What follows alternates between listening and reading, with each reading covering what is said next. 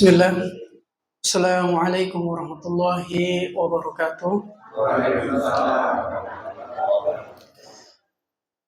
Alhamdulillahirabbil alamin wa bihi nasta'inu ala umurid dunya waddin. Wassalatu wassalamu ala asyrafil anbiya'i wal mursalin wa ala alihi wa ashabihi ajma'in. Rabbi shrah li sadri wa yassir li amri wahlul 'uqdatam min lisani yafqahu qawli. Amma ba'd. Bapak-bapak, ibu-ibu, dan adik-adik yang mudah-mudahan senantiasa dirahmati Allah Subhanahu wa taala.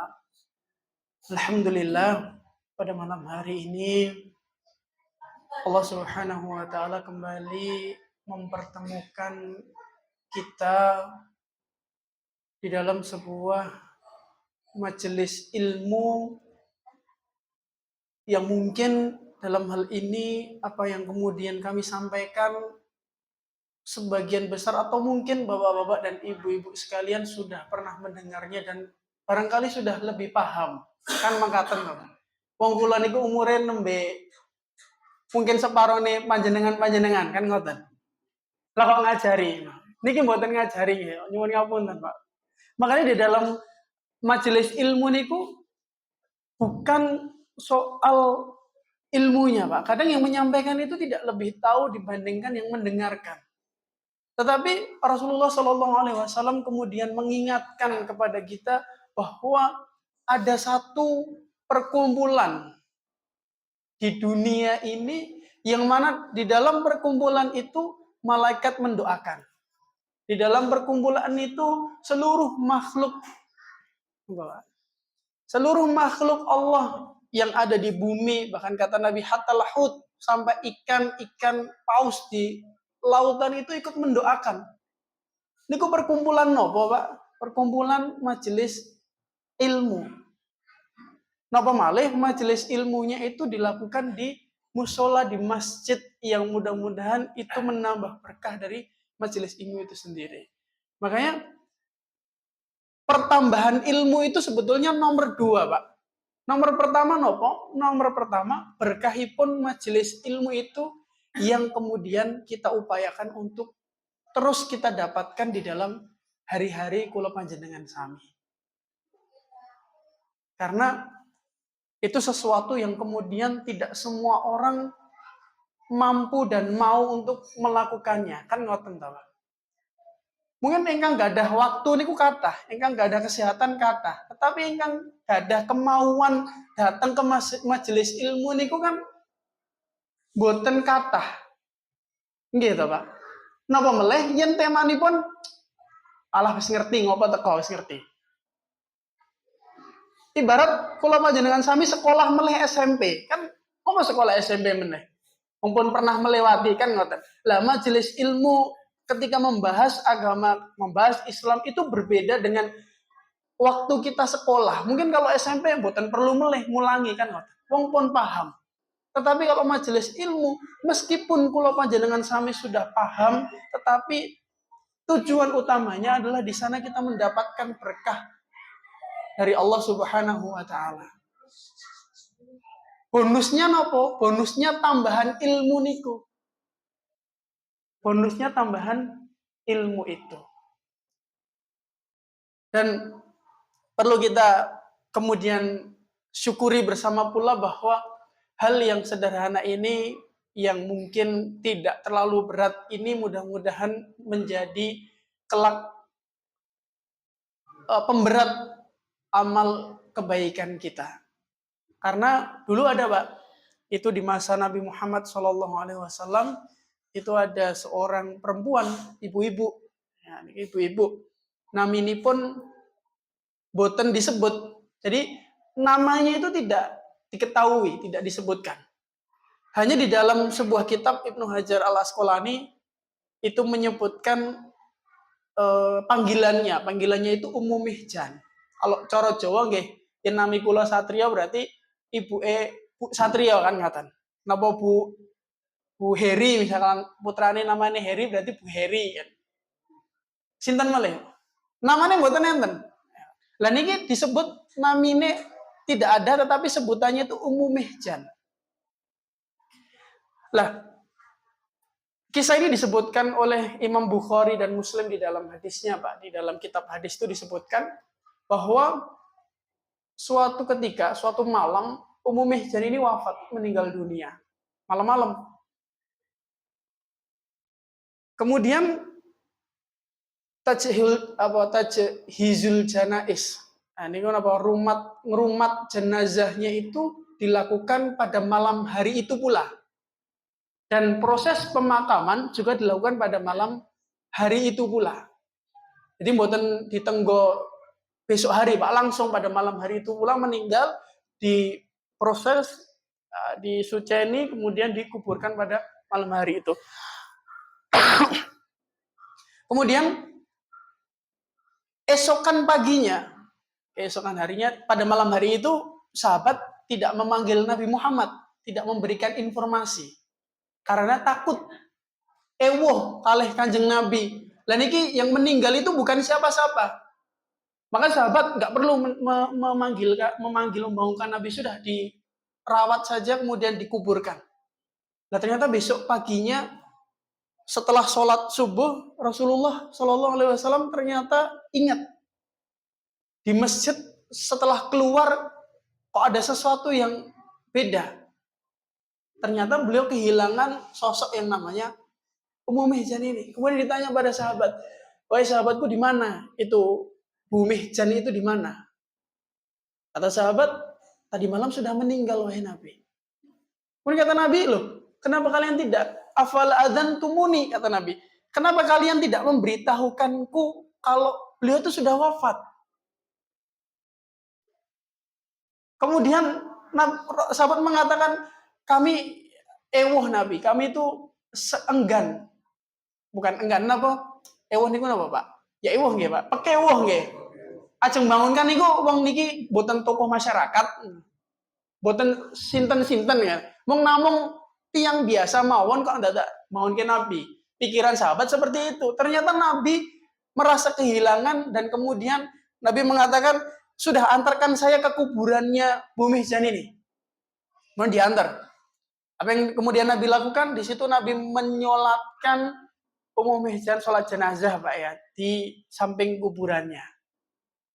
Nabi menyolatkan jenazah di situ, kemudian Nabi mendoakan beliau dan kemudian Nabi bersabda, barang siapa bersolawat kepadaku di dunia, maka sesungguhnya di dalam kubur ini, kata Nabi, seseorang yang telah meninggal akan diselimuti oleh kegelapan.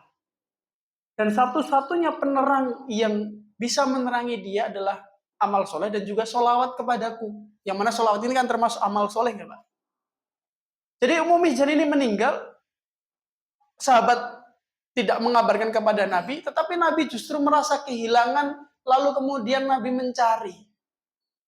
Maka yang jadi pertanyaan, kok bisa Nabi begitu peduli terhadap Ummu Mihjan ini? Ternyata satu, Pak. Ummu Mihjan ini punya kebiasaan nyaponi latar masjid. Hanya itu, tiap hari. Poinnya bahwa hal-hal yang mungkin kita anggap sederhana, mungkin sahabat tadi juga tukang sapu, ngapain harus bangunkan Nabi Muhammad? Lah kalau ketua RW, nopo lurah, nopo tokoh masyarakat bangunkan Nabi, wajar. Dan ini sinten pikir para sahabat.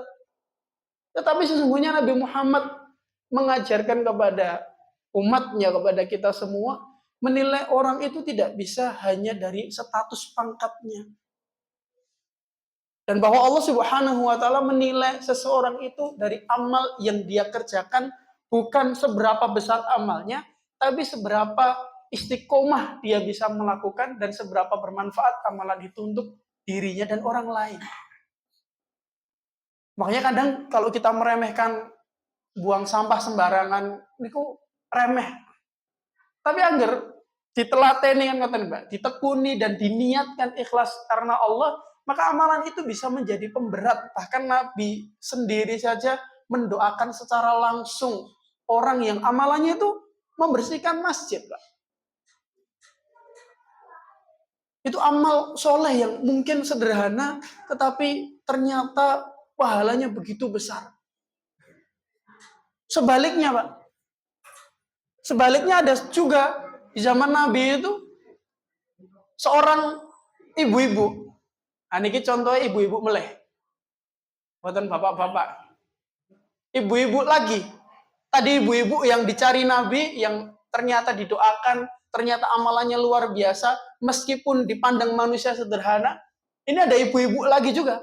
Amalan solehnya luar biasa. Perempuan, imro'atun. Ada yang datang kepada Nabi, wahai Nabi, sesungguhnya saya itu punya tetangga, solehah, ke masjid terus, sholat terus. Kalau Ramadan ya puasa terus, sedekah terus. Lah tapi Nabi, kata perempuan ini yang mengadu kepada Nabi, tetapi sesungguhnya lisannya suka menyakiti hati tetangganya. Perbuatannya itu nggih kayak napa donya niku mung gadahe piyambak, boten gagas tangga teparuh. Soalnya ke masjid ya ke masjid begitu saja.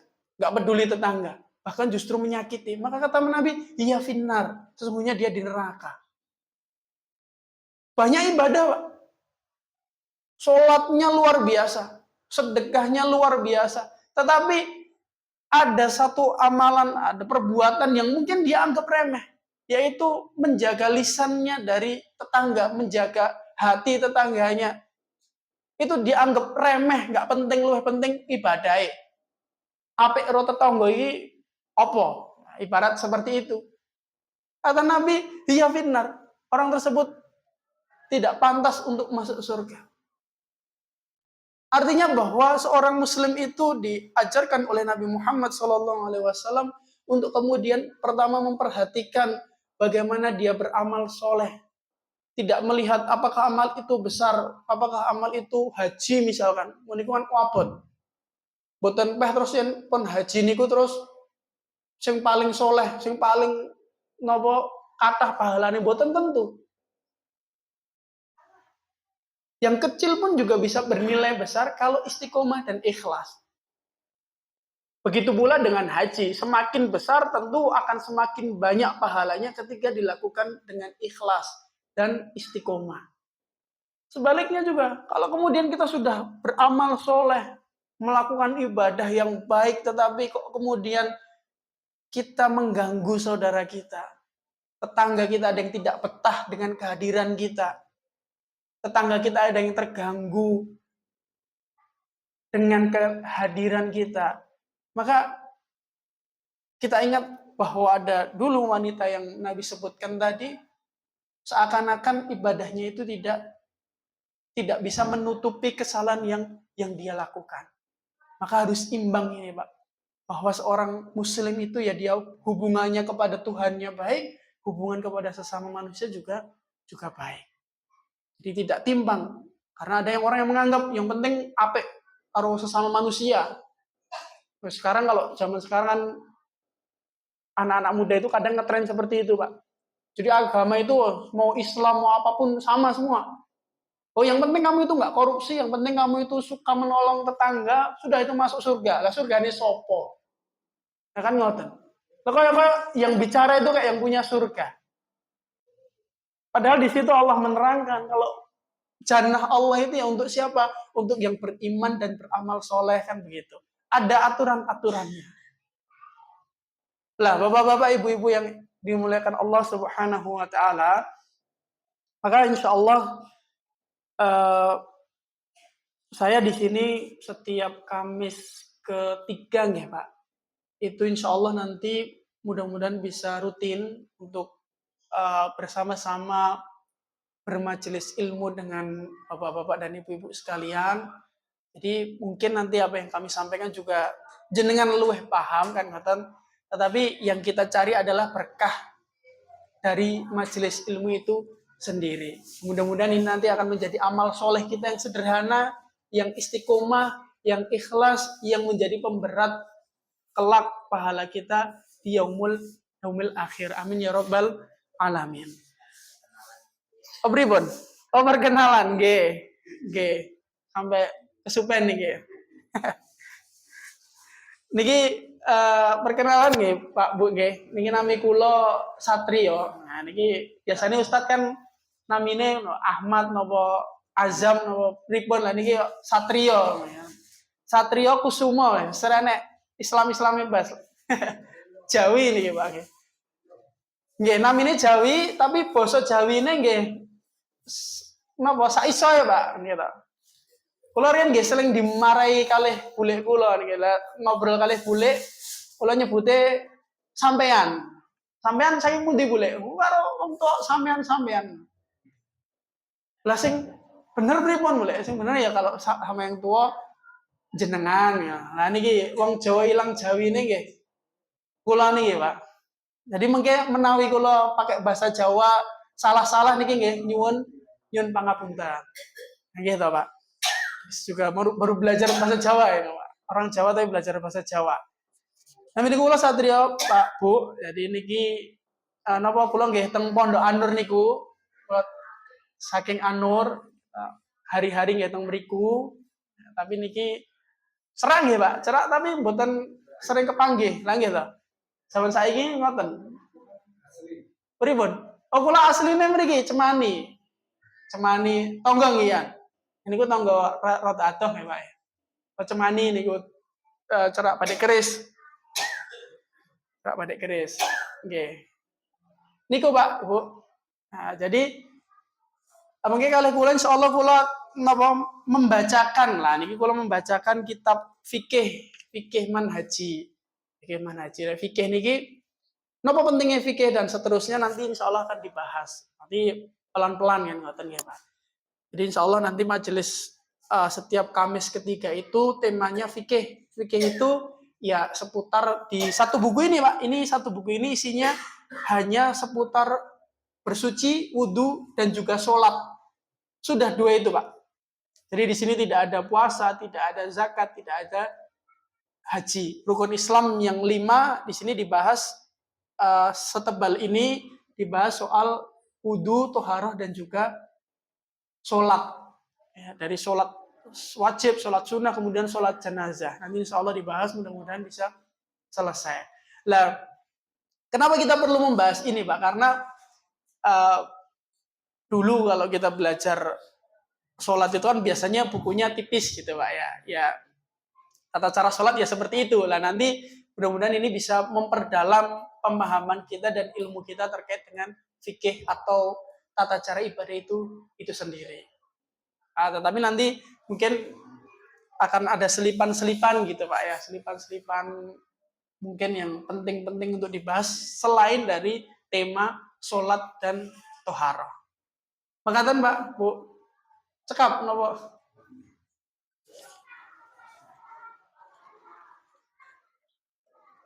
G.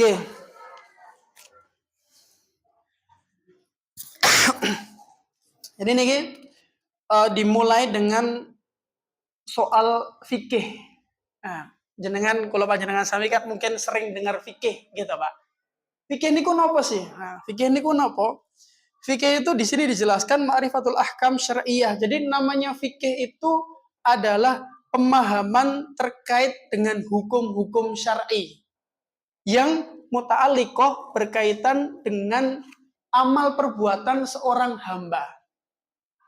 Jadi fikih itu adalah pengetahuan kula panjenengan sami, pemahaman kita terkait dengan hukum-hukum Islam yang hukum itu mengatur amal ibadah seorang hamba. Itu namanya fikih. Makanya di dalam Islam itu kan ada biasanya akidah. Akidah itu berarti soal apa, Pak? Soal keimanan. Nah, keimanan bahwa Allah itu esa dan lain sebagainya. Amalan hati. Kalau fikih itu amalan lahir. Amalan yang biasa dilihat. Sholat, kemudian zakat, kemudian sedekah, dan seterusnya. Itu yang disebut dengan fikih. Gitu, Pak. Lah, kenapa fikih ini penting? Kenapa seorang muslim perlu mengerti bagaimana caranya dia beribadah kepada Allah Subhanahu wa taala? Karena sesungguhnya iman kita kepada Allah Subhanahu wa taala itu salah satu wujudnya adalah beribadah kepada Allah. Jadi wujud misalkan kalau panjenengan sami mengaku sebagai seorang muslim, mengaku sebagai seorang yang beriman. Niku buktine napa? Buktine nggih salat. Buktine nggih amal soleh. Karena ada orang yang kemudian mengaku Islam, mengaku muslim, gitu. Tetapi ada yang kemudian tidak melaksanakan sholat. Enten napa mboten, Pak? Kata. Enten juga yang memahami bahwa di satu titik tertentu, ini biasanya napa wujudnya biasanya nampaknya seperti ulama, seperti orang pintar. Dia mengaku, oh saya itu sudah makomnya, oh, sudah tingkatannya itu sudah sangat tinggi. Ilmunya sudah saking dure, jadi tidak perlu lagi yang namanya sholat. Saya itu sudah manunggaling kawula Gusti, ya. Sudah bersatu dengan Tuhan. Tuhan itu ya, saya itu ya Tuhan. Jadi nggak perlu sholat, nggak perlu zakat, nggak perlu sedekah. Itu untuk kalian-kalian saja yang ilmunya pendek, yang ilmunya belum tinggi. Jadi untuk kalangan yang udah tingkat tinggi ilmunya, tidak perlu sholat, tidak perlu zakat, ya kan? Sholat nggak perlu haji ke Mekah, haji lewat gua gitu Pak ya.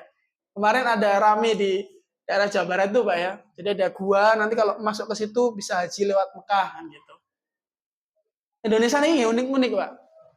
Gitu, enten saya ngaku, bahwa saya itu Mas, kalau haji itu ya bisa setiap hari, setiap malam saya bisa pergi haji ke Mekah. Ngungguli Kanjeng Nabi. Nah, itu bukan benar, Pak. Karena iman yang benar, iman yang lurus ketika kita mengaku beriman kepada Allah dan Rasul-Nya, buktinya itu ya amal-amal ibadah yang sesuai dengan tuntunanipun Kanjeng Nabi Muhammad SAW.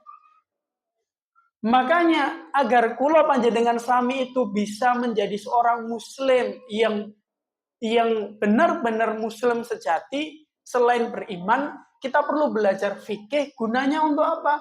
Agar ibadah kita sesuai dengan tuntunan Kanjeng Nabi. Ini kan boten nopo itu juga Pak, nopo ibadah dewa meninggalkan, satu sisi ada golongan manusia yang meninggalkan ibadah sama sekali.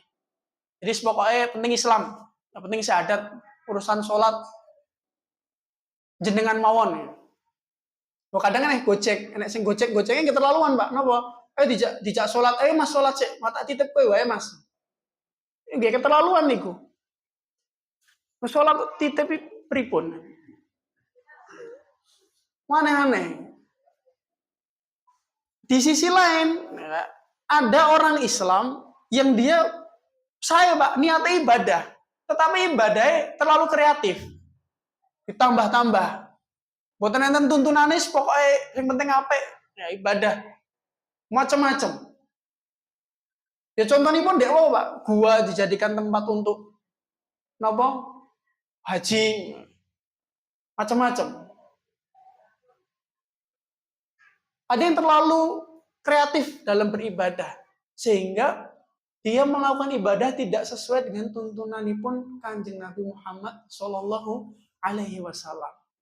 Jadi yang seimbang bagaimana? Yang seimbang kita sebagai seorang Muslim tetap melaksanakan ibadah yang seperti apa? Yang dicontohkan, dituntunkan oleh Nabi Muhammad SAW, yaitu dapatnya dari mana? Ya dari kitab-kitab, dari buku-buku, dari belajar. Gitu Pak. Jadi kita boten meremehkan sehingga amal niku nopo, boten sholat, boten zakat dan lain sebagainya. Kita juga tidak jatuh pada pemahaman yang keliru juga bahwa ibadah itu sebanyak-banyaknya tidak sesuai dengan tuntunan Nabi. Karena zaman Nabi dulu juga pernah, Pak. Ada seorang yang datang kepada Nabi. Orang ini, sahabat ini kuat. Niat, semangat untuk beramal itu tinggi. Datang nemoni Nabi. Wahai Nabi, saya itu kalau puasa, nggak makan, nggak minum, ngempet, dari sahur sampai maghrib itu kurang. Saya masih kuat. Saya maunya puasa itu dari sahur sampai sahur lagi. Ini kok datang pada Nabi. Boleh nggak, Nabi? Ini kan kreatif, Pak. Nabi sudah mengajarkan. Dan di dalam Al-Quran jelas, perintah puasa itu minal khaitil abiyat, dari garis putih, yaitu terbitnya fajar shadiq, sampai minal khaitil aswad, sampai garis hitam maghrib. Itu ayatnya jelas, kemudian praktek Nabi jelas. Puasa itu ya sahur, makan, kemudian maghrib berbuka, buka puasa bersama. Mriki enten nggih, Pak? Enten, nggih. Alhamdulillah. Niku. Tetapi sahabat ini tadi kreatif, semangat, datang kepada Nabi. Kalau cuman sahur sampai buka maghrib itu kurang, wahai Nabi. Saya mampu kok lebih. Saya mampu sampai sahur lagi, sahur sampai sahur. Kata Nabi, nggak boleh. Kamu itu, kata Kanjeng Nabi, di dalam badanmu itu punya hak, jasadmu itu punya hak, keluargamu itu punya hak, dan Allah juga punya hak. Makanya tunaikan haknya sebagaimana mestinya. Kamu berpuasa itu, kamu sedang menunaikan, memberikan hakmu kepada Allah, yaitu Allah untuk diibadahi. Kemudian setelahnya kamu berbuka, Allah memberikan kepadamu hak untuk kamu memenuhi hak tubuhmu. Tubuhmu perlu makan, tubuhmu perlu istirahat. Lah, tata cara di dalam fikih, ibadah-ibadah yang diatur oleh para ulama, yang dijelaskan oleh Kanjeng Nabi itu sebetulnya sedang menjelaskan kepada manusia untuk beribadah dengan cara-cara yang benar. Karena kalau tidak ada panduannya, itu bahaya, Pak. Ada juga kasus yang lain, ini masalah toharoh, masalah bersuci, Pak, dibahas di sini, Pak. Jadi ada seorang sahabat ini kan dulu zaman Nabi sering perang, Pak, ya, terjadi perang macam-macam itu kan sering. Nah, ada salah seorang sahabat, kepalanya itu terkena, ya terluka lah, Pak, karena perang, diperban, gitu, Pak, diperban. Kemudian dia datang ke sahabat yang lain, tanya, ini kan kepalaku diperban, sedangkan aku tadi malam junub. Tata caraku mandi wajib bagaimana?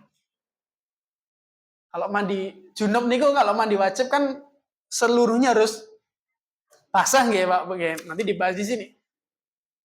Lah, sahabat ini mengatakan kepada temannya tadi, ya kalau namanya mau mandi wajib junub ya basahi semuanya. Ini kepalaku sakit, ya basahi. Oh, namanya ibadah kok pilih-pilih. Nah, gitu. Mandi bener, Pak. Yang kepalanya sakit tadi, mandi, besoknya lukanya tambah parah, nggak berselang lama, meninggal. Kemudian dilaporkan kepada Nabi. Wahai Nabi, begini-begini diceritakan. Kemudian Nabi bersabda, saya tidak bertanggung jawab. Artinya beliau tidak berkomentar terhadap perlakuan yang dilakukan orang tadi yang mengatakan kepada saudaranya untuk mandi tadi, itu tidak benar.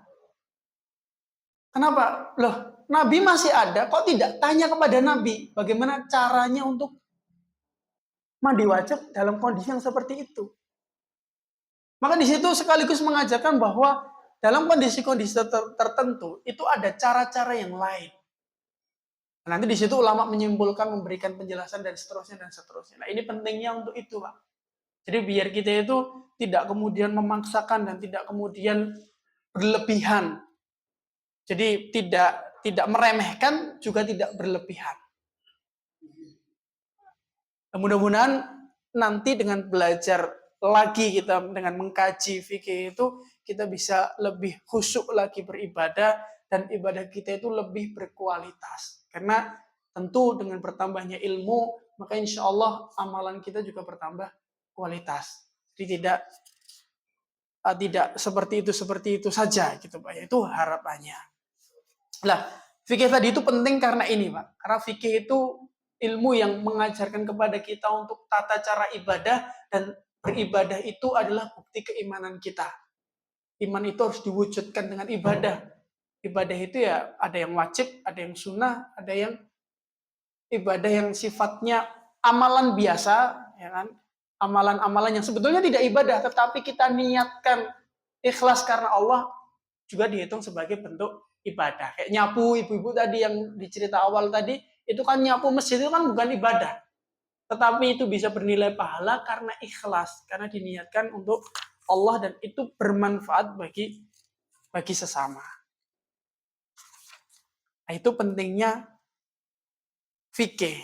Dan dengan belajar fikih, kita kemudian mengerti bahwa sebetulnya ibadah itu ada kondisi-kondisi yang memudahkan.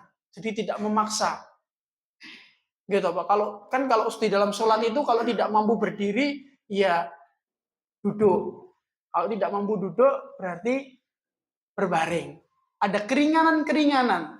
Nah, kita belajar nanti di dalam kitab ini akan dijelaskan soal bagaimana aturan umumnya yang tidak boleh dilanggar ada, kemudian nanti ada keringanan-keringanan yang boleh kita ambil ketika kondisi kita itu berat.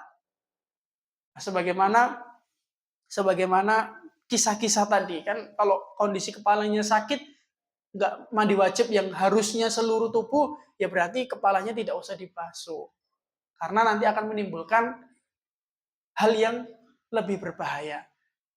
Nah, itu bisa diketahui dengan fikih, ilmu fikih itu.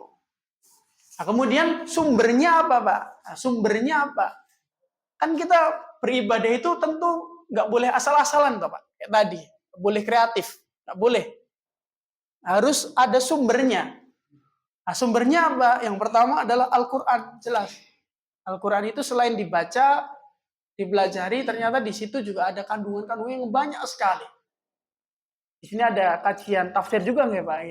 Jadi ada kajian tafsir, dari Al-Quran itu kemudian nanti ada hukum-hukum terkait bagaimana kita beribadah. Kemudian yang kedua adalah selain Al-Quran adalah sunnah Nabi Muhammad. Jadi tata cara sholat. Kalau panjenengan sama ini kan sholat, perintah di dalam Al-Quran itu kan sholat itu perintahnya umum. Wa aqimus sholah, dan dirikanlah, tegakkanlah sholat.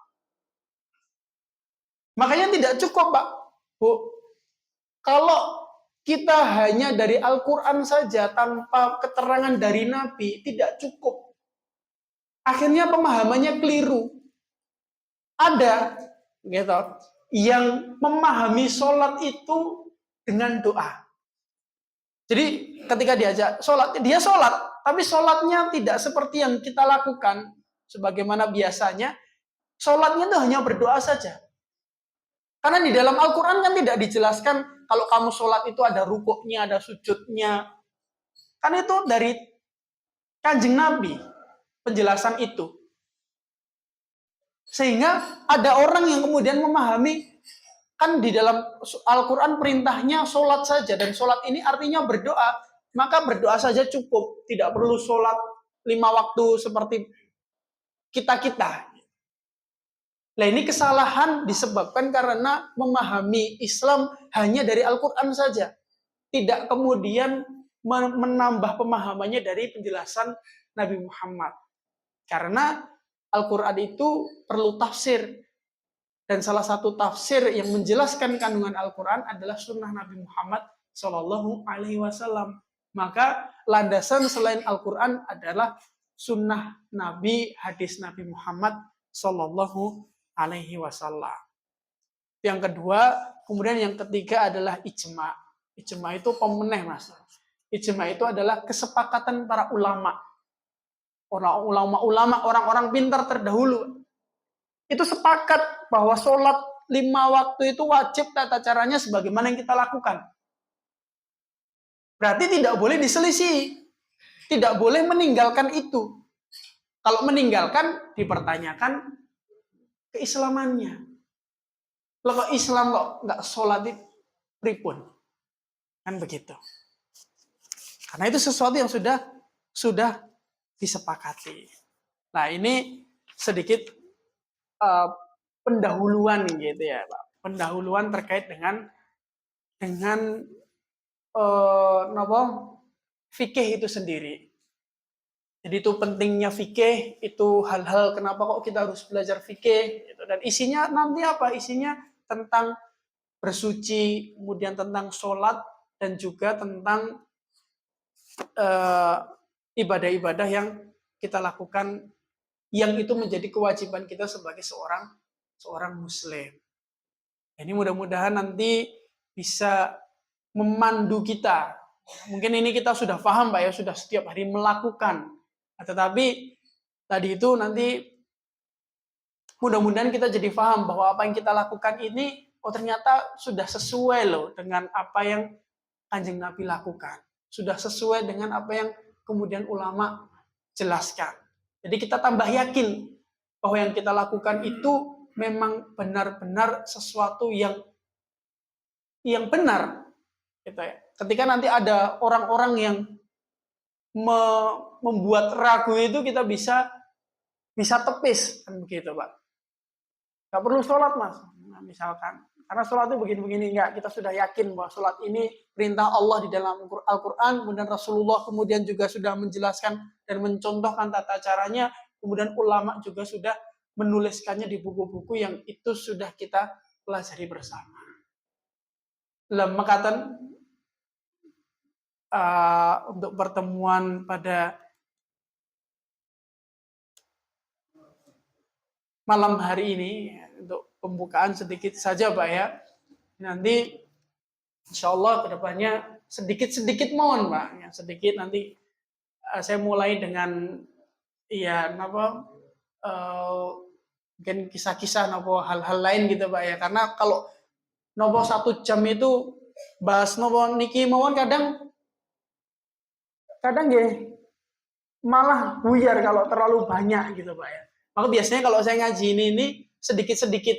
Jadi paling 20 menit bahas materi soal sholat, nanti 30 menit, 40 menit yang lain menyampaikan hal-hal lain yang sifatnya motivasi maupun tazkiyah ya, biar penyucian hati dan lain sebagainya.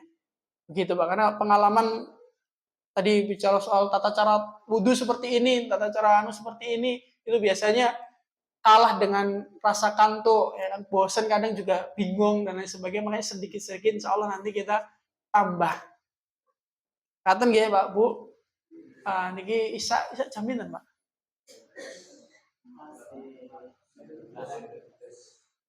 19 nggih.